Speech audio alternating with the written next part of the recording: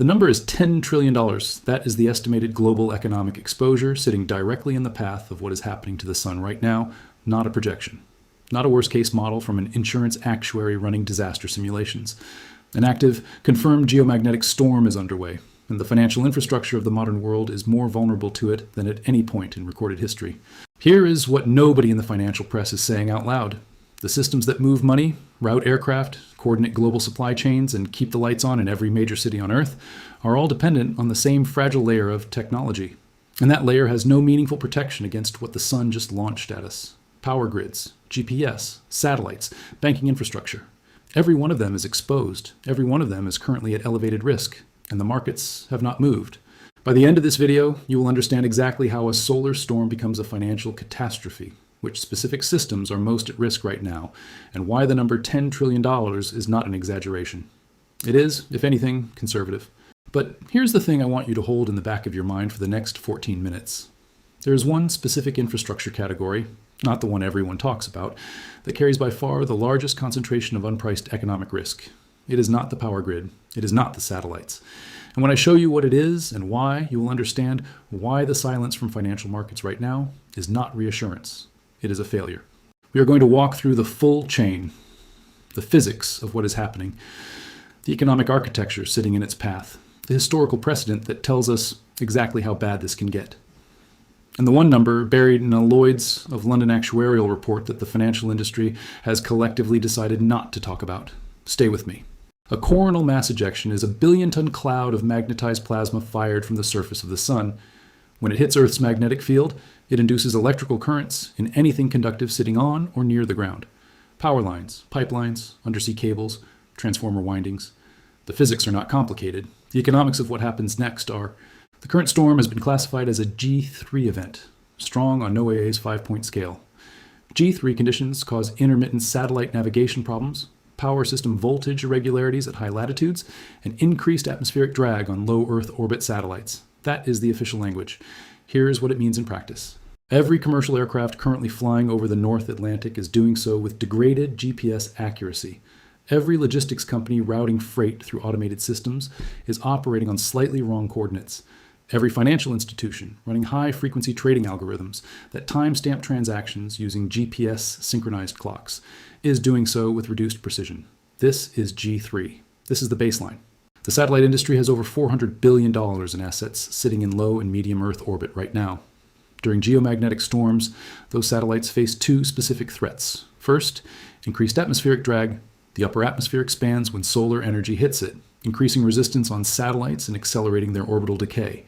Second, surface charging. Charged particles build up on satellite components and discharge in ways that can permanently damage electronics. Neither of these threats destroys a satellite instantly, but both degrade them. And degraded satellites are not replaced in weeks. They are replaced in years, at costs that run into the hundreds of millions per unit. The $400 billion figure is the current asset value of infrastructure that is, right now, in an elevated risk environment. The GPS ecosystem is where the numbers start to become genuinely difficult to process. GPS underpins an estimated $1.4 trillion in annual economic activity in the United States alone. Logistics, aviation, precision agriculture, autonomous systems, financial transaction timing. All of it runs on GPS. During G3 conditions, that system degrades. During G4 and G5 conditions, it fails in meaningful geographic regions. The storm is currently at G3. The question is whether it stays there. And here's the open loop I want you to carry into the next section. We have been through a storm like this before. Not a simulation, not a model. A real event on a specific date that generated documented damage it took engineers years to fully quantify. When I show you that number, you will understand why $10 trillion is not the ceiling. It might be the floor. September 1st, 1859. Richard Carrington, an English amateur astronomer, was sketching sunspots in his private observatory when he witnessed something that had never been recorded before. A sudden intense brightening on the solar surface, a white light flare of extraordinary magnitude. Within 18 hours, the most powerful geomagnetic storm in recorded human history struck Earth. Telegraph systems across Europe and North America failed simultaneously. Operators reported receiving electric shocks from their equipment. In some locations, lines were so thoroughly saturated with induced current that operators disconnected their batteries entirely and continued transmitting using only the geomagnetically induced electricity flowing through the wires. The infrastructure of 1859 was primitive enough to survive. The infrastructure of today is not. Lloyd's of London, not a research institution, not a government agency, but an insurance market with serious financial skin in the game, published an assessment of what a Carrington-level event would do to modern North America. The number is between $0.6 trillion and $2.6 trillion in direct damage in North America alone, with a recovery timeline of 4 to 10 years. 4 to 10 years. Let that land. This is not a scenario where the power comes back on after a few days of inconvenience.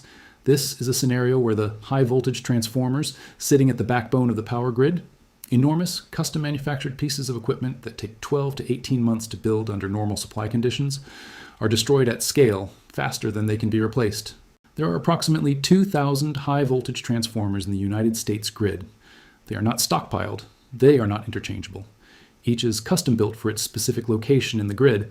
The manufacturers who build them operate at full capacity under normal conditions. A Carrington-level event could take out hundreds simultaneously. The math on the replacement timeline does not work in anyone's favor. Now, the current storm is not Carrington-level. That is true and important to state clearly. But two factors make the comparison more relevant than it might appear. The first is solar maximum. We are at the peak of solar cycle 25, when CME frequency and intensity are at their highest. Grid operators are already managing elevated baseline geomagnetic activity. The margin for error is thinner than usual. The second factor is sequencing. A single CME arriving in isolation produces one category of risk. Multiple CMEs arriving in sequence, which is exactly what has happened in this event, can produce compounding geomagnetic effects that are not simply additive. The first storm preconditions Earth's magnetosphere in ways that amplify the impact of the second. This is a known mechanism. It is documented. And it is happening right now. Here is the part of this story that should be leading every financial news platform today, and is not. The global economy's exposure to geomagnetic storm risk is almost entirely unpriced by financial markets. There is no meaningful futures market for geomagnetic risk. There is no widely traded instrument that allows grid operators or satellite companies to hedge it. There is no standardized catastrophe bond structure that financial institutions use to transfer it. The insurance market has priced it. Lloyd's did the work, produced the numbers, and those numbers sit in actuarial reports that the financial industry has access to. But the insurance capacity for a true Carrington-level event does not exist. Total losses would exceed the combined capacity of the global catastrophe insurance market. This is not a covered risk. It is a socialized risk that has not been socialized yet because it hasn't happened yet. By the way, and this is the thing that rewards people who stayed this far, there is a specific financial system risk from geomagnetic storms that almost nobody talks about. It is not the power grid. It is not the satellites. It is transaction timing. Modern financial markets depend on GPS-synchronized timestamps to sequence high-frequency trades. When GPS degrades during geomagnetic storms, those timestamps degrade with it. And when timestamps degrade in financial systems executing millions of trades per second, the sequencing of those trades becomes ambiguous. This is not theoretical. The financial industry has run internal assessments on GPS timestamp vulnerability. The conclusions of those assessments are not public, but the mechanism is understood, the dependency is real, and what is happening right now is precisely the category of event that could trigger it. Consider what a weekend-spanning geomagnetic event means for settlement systems specifically. Most major equity and bond markets settle on T+1 or T+2. Trades executed Friday settle Monday or Tuesday. If a significant event disrupts infrastructure over a weekend, the settlement system must process Friday's volume against a Monday morning infrastructure that may be operating in degraded condition. That scenario has no established emergency protocol. The $10 trillion number comes from aggregating exposure across the full chain. Satellite assets, $400 billion. GPS-dependent economic activity, $1.4 trillion annually in the U.S. alone, representing multiple trillions in real-time economic value at any given moment. Power grid replacement cost at Carrington scale, up to $2.6 trillion in North America. Global supply chain disruption from navigation degradation, modeled in the hundreds of billions per week of outage. Add it up, cross-reference it against solar maximum, sequential CMEs, grid operators at elevated baseline. The $10 trillion figure is not a headline number chosen for effect. It is a conservative aggregation of documented, published risk exposure. And it has not moved the markets by a single basis point. Let me close the loop I opened at the start. I told you there was one specific infrastructure category carrying the largest concentration of unpriced economic risk, and that it was not the category everyone talks about. It is not the power grid, which has received the most institutional attention and the most public modeling. The category with the largest unaddressed risk concentration is undersea cables. There are approximately 400 active submarine cable systems currently carrying an estimated 95% of all international internet traffic and financial data. These cables run along the ocean floor for tens of thousands of miles, connected to land-based amplifier stations at intervals. Those amplifier stations are vulnerable to geomagnetically induced currents. The cable components are vulnerable to induced currents in their metallic sheathing. A significant geomagnetic event that simultaneously disrupts even a subset of major undersea cable routes would not just slow internet traffic, it would disrupt the settlement and clearing systems for international financial transactions. It would cut the real-time data feeds global markets use to price assets. It would create a category of infrastructure failure for which no emergency playbook exists because it has never happened at scale. The 1989 Quebec Geomagnetic Storm, a G5 event significantly below Carrington-level, knocked out the Hydro-Quebec power grid in 90 seconds. 6 million people lost power for up to 9 hours.